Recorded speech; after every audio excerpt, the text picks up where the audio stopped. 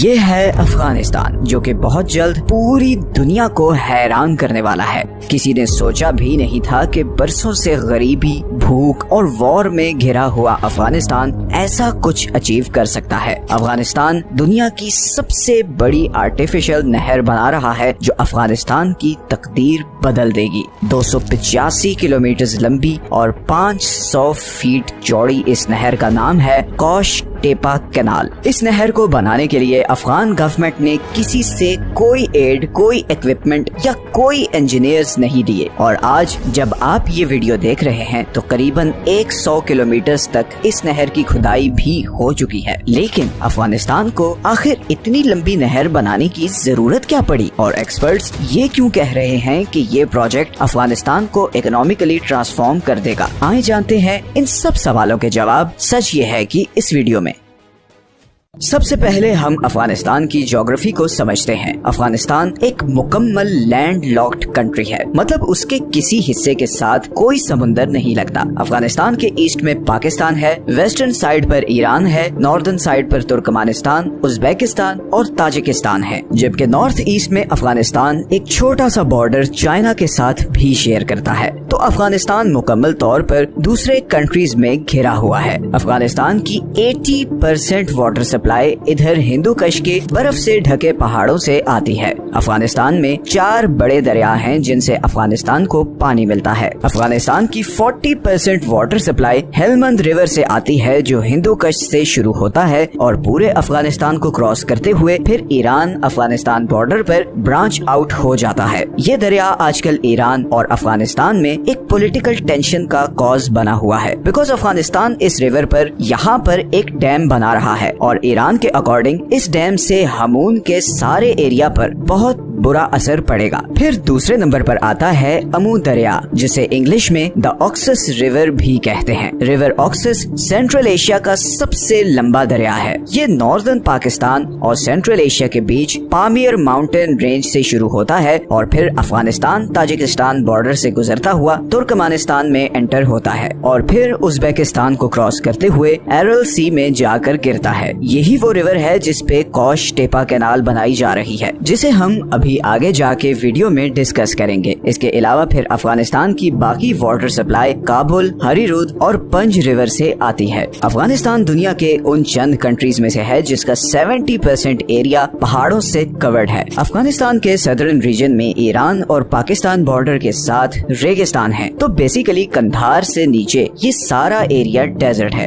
अब अगर लोगों की बात करें तो अफगानिस्तान में बहुत ज्यादा एथनिक डिविजन्स हैं। अफगानिस्तान की टोटल पॉपुलेशन का 42% पश्तून्स हैं, 27% ताजिक हैं, 9% हजारा और 9% ही उज्बेक हैं और फिर बाकी अहमक, तुर्कमानी और बलोच वगैरह हैं। अगर हम हिस्टोरिकली देखें तो अफगानिस्तान सेंट्रल और साउथ एशिया का शायद सबसे इम्पोर्टेंट कंट्री है, बिकॉज यहीं से मुगल, तातारी, सूरी, गजनवी, अब्दाली और खिलजीज सब कॉन्टिनेंट में आए। अब अगर वापस अफगानिस्तान के वाटर सिस्टम पर आए तो ये सारे दरिया अफगानिस्तान की वाटर रिक्वायरमेंट पूरी करने के लिए नाकाफी हैं और इसीलिए अफगानिस्तान हमेशा से बहुत सख्त वाटर क्राइसिस का शिकार रहा है। लेकिन अमेरिका अफगान वॉर के बाद तो इसमें बहुत ज्यादा शिद्दत आ चुकी है। असल में अफगानिस्तान के इस सारे नॉर्दर्न रीजन में पानी की बहुत कमी है और इसी कमी को दूर करने के लिए अफगान गवर्नमेंट ने ये हल सोचा कि ऑक्सस रिवर से एक आर्टिफिशियल नहर बनाई जाए जो 285 किलोमीटर पर इस सारे नॉर्दर्न एरिया को पानी सप्लाई करेगी। इस कैनाल की मदद से करीबन 5.5 लाख एकड़ के इस खुश रेगिस्तान को लश ग्रीन खेतों में बदला जाएगा। पानी आने के बाद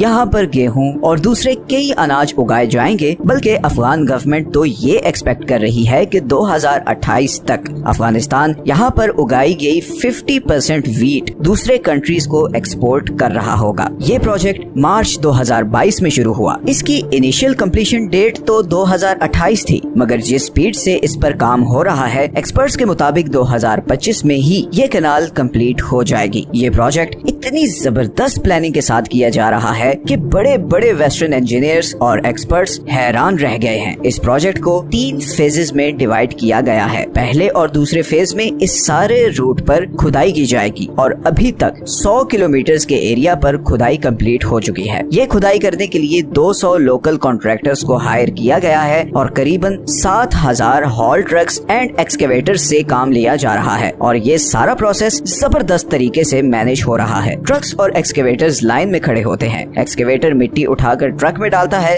सुपरवाइज करने वाला इंजीनियर जब ओके करता है तो ट्रक ये मिट्टी लेकर नहर के किनारों पर डाल देते हैं। इस तरह इस नहर की कंक्रीट बाउंड्री बनाने की जरूरत भी नहीं पड़ती और एक नेचुरल बाउंड्री बन जाती है। ऐसी बाउंड्री जिसपे कोई एडिशनल खर्चा भी नहीं होता। इस नहर को कंक्रीट स्लैब से फिल ना करने का सबसे बड़ा फायदा ये हुआ है कि दोनों साइड्स की जमीन पर भी इरिगेशन हो सकेगी और ऑलरेडी अफगान गवर्नमेंट ने इस नहर के बॉर्डर्स पर सब्जियां और पौधे लगाना शुरू कर दिए हैं। ये खुदाई कंप्लीट होने के बाद यहाँ पर से वाटर पंप्स के जरिए करीबन 5 किलोमीटर के डिस्टेंस पर सारे खेतों तक पानी पहुँचाया जाएगा। एक और कमाल चीज ये की गई है कि इन खेतों में ट्यूब वेल्स के ऊपर सोलर पैनल्स लगाए गए हैं ताकि इन ट्यूब वेल्स और मोटर्स को चलाने के लिए बिजली की भी जरूरत ही ना पड़े। इस प्रोजेक्ट को लेकर काफी मीडिया प्रोपेगेंडा भी किया गया था, जैसे कि कई वेस्टर्न एक्सपर्ट्स ने कहा था कि अफगान इंजीनियर्स इतने कॉम्पिटेंट नहीं कि वो इस प्रोजेक्ट को एग्जीक्यूट कर सकें। इसी तरह ऐसी रिपोर्ट्स भी आई कि कॉन्ट्रैक्टर्स को टाइम पे पैसे नहीं दिए जा रहे, मगर हकीकत इससे बहुत डिफरेंट है। सब लोकल्स इस प्रोजेक्ट से बहुत खुश हैं। सबसे पहले तो हजारों लोगों के लिए जॉब्स क्रिएट हुई हैं। दूसरा, हमने जब इस पे थोड़ा डीप रिसर्च किया तो ये चीज भी सामने आई कि कॉन्ट्रैक्टर्स को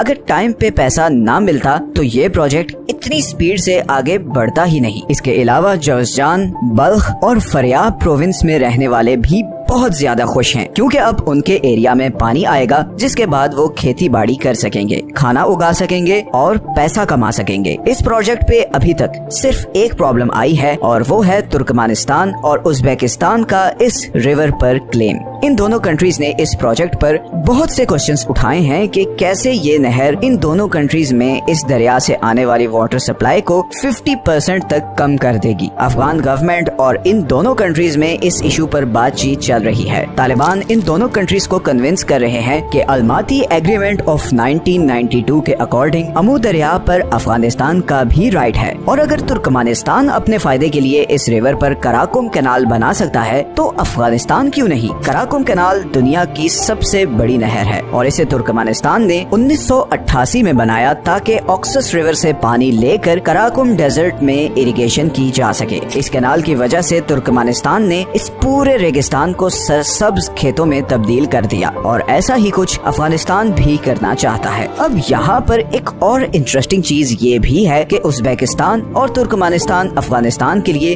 बहुत ही जरूरी है। अफगानिस्तान की करीबन 80% इलेक्ट्रिक सप्लाई इन दोनों कंट्रीज से आती है। इसी तरह अफगानिस्तान की एक्सपोर्ट्स का एक बहुत बड़ा चंक इन दोनों कंट्रीज से गुजरकर जर्मनी, नेदरलैंड, बेल्जियम और ऑस्ट्रिया जाता है। तो ये दोनों कंट्रीज इस नहर के बदले अफगानिस्तान से कई और चीजों पर नेगोशिएट करेंगे। पॉलिटिकली ये इशू जैसे भी रिजॉल्व हो, इकोनॉमिकली ये प्रोजेक्ट अफगानिस्तान के लिए बहुत बड़े फायदे लाने वाला है। अफगानिस्तान को अनाज के लिए किसी दूसरे कंट्री से एड नहीं लेनी पड़ेगी। चंद सालों में अफगानिस्तान में भूख का खात्मा हो सकता है और अफगानिस्तान अनाज उगाने में एक सेल्फ सफिशिएंट कंट्री बन जाएगा। अब जो कंट्री पिछले 40 सालों से जंग की आग में जल रहा हो, उसके लिए इससे बड़ी चीज और क्या हो सकती है। हम भी यही चाहते हैं कि अफगानिस्तान अब फाइनली अपनी इकोनॉमिक डेवलपमेंट पर जोर दे। जो कुछ पिछले 40 सालों से अफगान लोगों ने बर्दाश्त किया है, अब वो फाइनली ये डिजर्व करते हैं कि उन्हें भी